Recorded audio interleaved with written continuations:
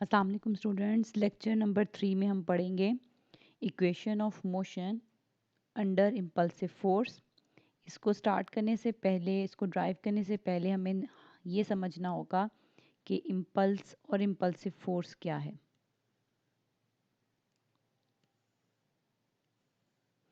हम स्टार्ट करते हैं इम्पल्स से।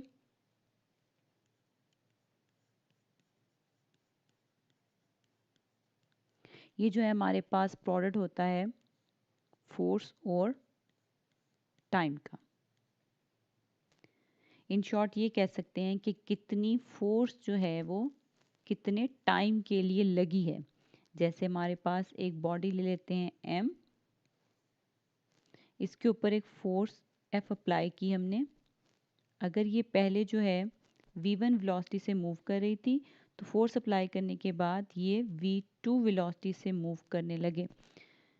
ठीक है, तो हम इसको लिख सकते हैं कि फोर्स अप्लाई करने से इसकी वेलोसिटी v1 से v2 में चेंज हो गई। अब आपको पता है कि हम फोर्स को ऐसे लिख सकते हैं, ठीक है। और यहाँ पर जो हमारे पास मास मल्टीप्लाई और एक्सेलरेशन के साथ ये जो एक्सेलरेशन है, इसको हम rate of change of velocity लिख सकते हैं। इट्स मीन मैं इस इक्वेशन को लिख सकती हूँ F is equal to m into v2 minus v1 divided by t। Final velocity में से इनिशियल वेलोसिटी माइनस कर दी और t पर डिवाइड कर दिया। ये हमने लिखा एक्सेलरेशन। अब अगर ये t मैं f के पास ले जाती हूँ दूसरी साइड पर, तो ये हमारे पास बन जाएगा F into T is equal to m into v2 minus v1। और अभी हमने पढ़ा कि F इंटू टी हमारे पास क्या होता है, इम्पल्स।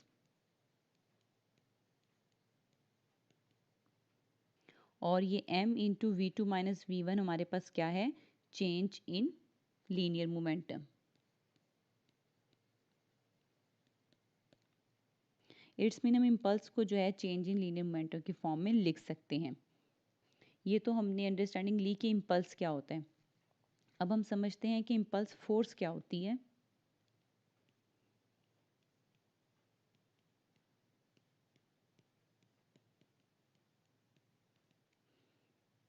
बहुत ही शॉर्ट टाइम की फोर्स, बहुत ही स्मॉल टाइम के लिए। इसकी एग्जांपल आप ऐसे समझ सकते हैं, फॉर एग्जांपल आपके पास ये एक नेल है और आप इसको हैमर से हिट करते हैं, तो ये जो आपने हिट किया है इसको हैमर से, this is called impulse force. यानी बहुत थोड़े टाइम के लिए जो फोर्स अप्लाई हुई, that is called impulse force. जैसे टू बॉल्स हैं, ये मूव कर रही हैं, अगर ये बॉल इस बॉल के साथ टकरा जाती है बीच में कहीं, तो जो इस बॉल ने इस बॉल के ऊपर फोर्स लगाई, दैट इज इम्पल्स फोर्स। ठीक है, अब जो है हमें इम्पल्स की और इम्पल्स फोर्स की समझ आ गई है। तो अब जो है हम equation of motion under impulse force derive करते हैं। Let S be a closed surface, ये हम ले लेते हैं, ठीक है। आर्बिट्रेरी क्लोज सरफेस एस है ये हमारे पास, ठीक है। और जो इसके अंदर हमारे पास फ्लूइड है वो हमारे पास है इनविसिड एंड इनकम्प्रेसिबल। और इस फ्लूइड का जो वॉल्यूम है वो हमारे पास है टा। इसके ऊपर जो है वो बॉडी फोर्स है, लेकिन वो जो बॉडी फोर्स है वो इम्पल्सिव बॉडी फोर्स है, इसलिए हम उसको शो करेंगे इस तरह से। और जो बॉडी फोर्स होती है ये होती है per unit mass, force per unit mass. अब हम इस एस में से एक एलिमेंट कंसिडर कर लेते हैं और उसको कहते हैं कि ये हमारे पास है डेल्टा एस। और जो इसके ऊपर हमारे पास आउटवर्ड ड्रॉन यूनिट नॉर्मल है उसको हम शो करते हैं एन कैप से। और यहाँ पर हमारे पास एक इम्पल्सिव फोर्स जो है वो लग रही है, उसको हम डिनोट करते हैं डब्ल्यू से। ये डेल्टा एस एलिमेंट पे डब्ल्यू इम्पल्सिव फोर्स जो है वो लग रही है। फर्दर हम इसकी वेलोसिटीज़ लेते हैं। हम कहते हैं जो वेलोसिटीज़ के ऊपर बिफोर फोर्स लग रही थी वो थी v1, और जो आफ्टर फोर्स यानी इम्पल्स के अप्लाई होने के बाद आई है वेलोसिटी वो हम ले लेते हैं v2, और जो फ्लूइड है उसकी डेंसिटी को हम कहते हैं ये हमारे पास है रो।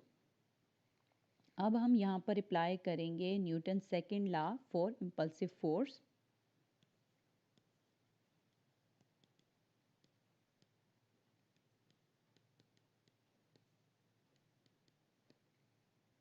और ये कौन सा लॉ है जो मैंने आपको ऊपर स्टार्ट में बताया था कि हमारे पास जो इम्पल्सिव फोर्स है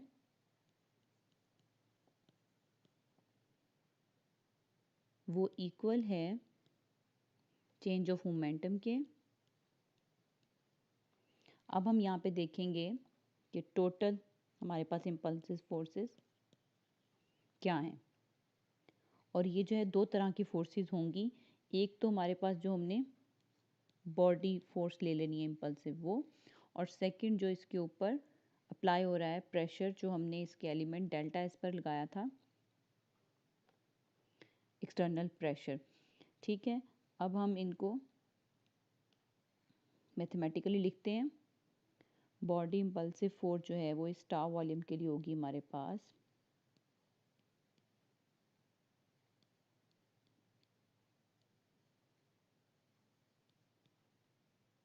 बिल्कुल सेम जैसे हमने इसको बॉडी फोर्स को आयलर इक्वेशन के लिए लिखा था वैसे यहाँ पे लिखा है, लेकिन यहाँ पर हमने जो है वो इम्पल्सिव बॉडी फोर्स ली है।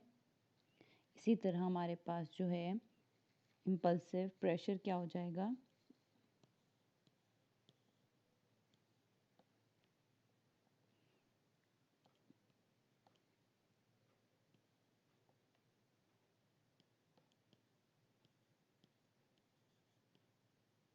और यहाँ पे जो माइनस साइन है वो इसलिए है कि जो प्रेशर है वो इनवर्ड है, इनवर्ड डायरेक्शन में है।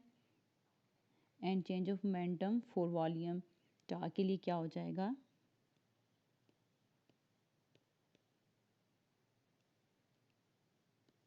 रो v2 माइनस v1 डीटा। अब इस फैक्टर को जो है हम बाय गास डाइवर्जेंस थ्योरम कह लें या gradient theorem of vector analysis कह लें, हम इसको हम कन्वर्ट कर लेंगे सरफेस इंटीग्रल से वॉल्यूम इंटीग्रल में। ये हमारे पास हो जाएगा equal to nabla W D टा के। तो हमारी जो ये वाली इक्वेशन है ये चेंज हो जाएगी। अब ये जो पूरी इक्वेशन है हमारे पास ये वॉल्यूम इंटीग्रल में चेंज हो चुकी है। इसको इजीली हम आपस में ऐड और सब्ट्रैक्ट कर सकते हैं। तो ये राइट साइड को हम लेफ्ट साइड में ले आएंगे, हमारी इक्वेशन बन जाएगी कुछ इस तरह से।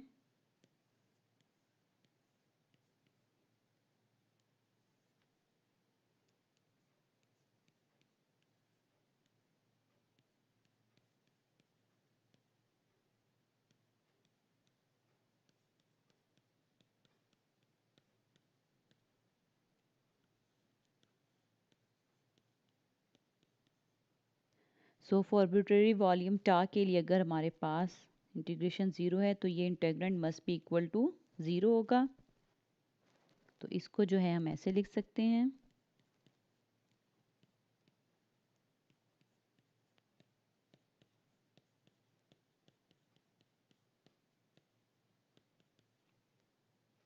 अब अगर वेलोसिटीज़ को इस तरफ रहने दें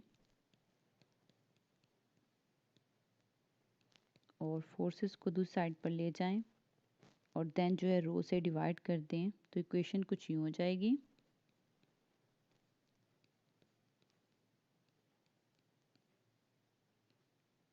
और यही जो है हमारी रिक्वायर्ड इक्वेशन ऑफ मोशन है under impulsive force.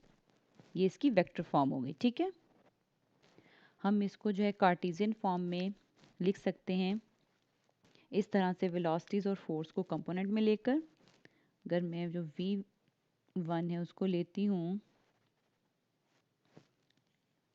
u1 i cap plus v1 j plus w1 के और V2 को के कंपोनेंट्स लेते हैं हम U2I plus V2J plus W2K और फोर्स के जो हैं कंपोनेंट्स वो होंगे, अगर हम लेते हैं FXI plus FYJ plus FZK। अगर अब हम ये सारे ऊपर इक्वेशन जो हमने वेक्टर फॉर्म वाली ली थी उसमें पुट करते हैं तो कार्टेशियन फॉर्म हमारे पास आ जाएगी इस तरह से U2 minus U1 is equal to FX minus 1 over rho partial W over partial X। ये एक्सट्रैक्शन में आ जाएगा। अब Y में V2 minus V1 FY minus 1 over rho. Similarly हम Z के लिए लिख लेंगे।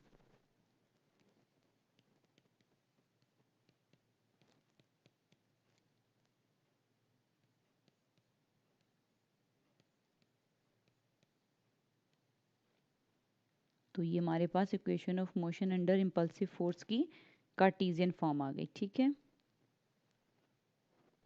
अब जो है हम इसके पर्टिकुलर केसेस डिस्कस करेंगे। ये केसेस जो हैं वो आपने खुद करने हैं, मैं थोड़ा सा गाइड कर देती हूँ आपको। जैसे हमारे पास केस 1 है, हमारे पास अगर इम्पल्सिव फोर्स जो है वो 0 हो जाए, if the external impulsive body force is 0, ठीक है, then the fluid is under the action of impulsive pressure alone and equation 3 reduces to this form। यानी बॉडी फोर्स जो है वो रिमूव हो जाएगी, सिर्फ इम्पल्सिव प्रेशर रह जाएगा हमारे पास। तो इक्वेशन जो है वो इस फॉर्म में आ जाएगी। जो इक्वेशन हमारे पास आई है दोनों साइड पे हम उसका जो है डाइवर्जेंस अप्लाई कर देंगे। ठीक है, मल्टीप्लाई करेंगे बोथ साइड पे इक्वेशन के। तो हमारे पास इसके अंदर इन्वॉल्व होगा डेल V2 और डेल V1। और आपको पता है कि फॉर इनकम्प्रेसिबल फ्लूइड हमने शुरू में लिया इनकम्प्रेसिबल फ्लूइड, तो V2 और V1 बोथ जो हैं वो सेटिस्फाई करेंगी इक्वेशन ऑफ कंटिन्यूटी को फॉर इनकम्प्रेसिबल फ्लूइड। तो इनके जो आंसर है वो इक्वल टू 0 हो जाएंगे। तो इक्वेशन 6 में हमारे पास सिर्फ ये पार्ट रह जाएगा। हमारे पास जो लेफ्ट है वो क्या रह गया, और ये क्या शो कर रहा है कि हमारे पास जो इम्पल्सिव प्रेशर है W वो सेटिस्फाई किसको करता है, लेप्लास इक्वेशन को। ठीक है, ये हमने केस 1 डिस्कस किया। अब हम केस 2 को देखते हैं।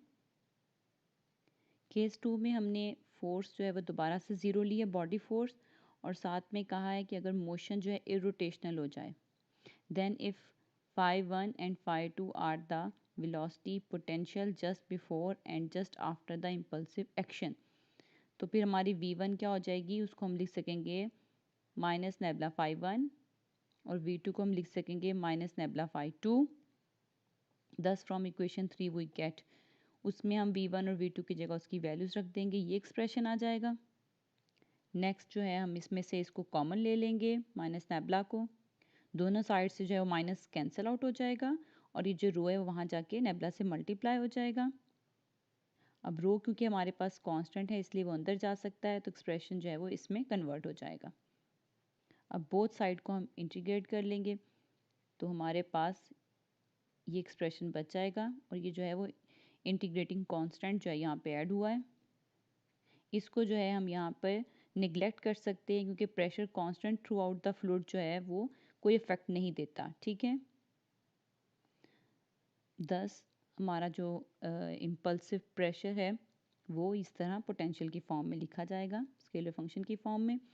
नेक्स्ट जो है केस 3, अगर हम लोगों का जो बॉडी फोर्स है वो 0 है, और साथ में इनिशियली वो जो है 0 वेलोसिटी के ऊपर है, हमारी इक्वेशन जो है वो इसमें कन्वर्ट हो जाएगी, एक वेलोसिटी जो 0 हो जाएगी।